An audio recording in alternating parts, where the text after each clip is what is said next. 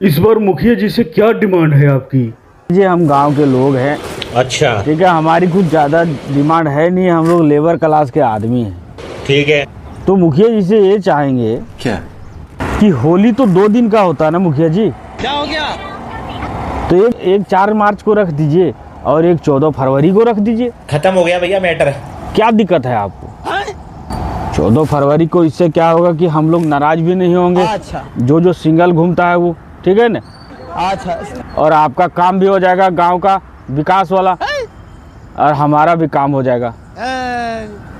आपका विकास मतलब आपका वोट मिलेगा जी कि मुखिया जी ने ऐसा करा है। क्या बात है सर, सब लोग देंगे आपको वोट, तो आपको कोई ऐसे नहीं है। क्या बात है सर, ठीक है, क्या बात, ये बात है। तो कीजिए इसको, तब ना वोट देंगे आगे, और हमारा काम भी हो जाएगा। हाँ, कीजिए इसको।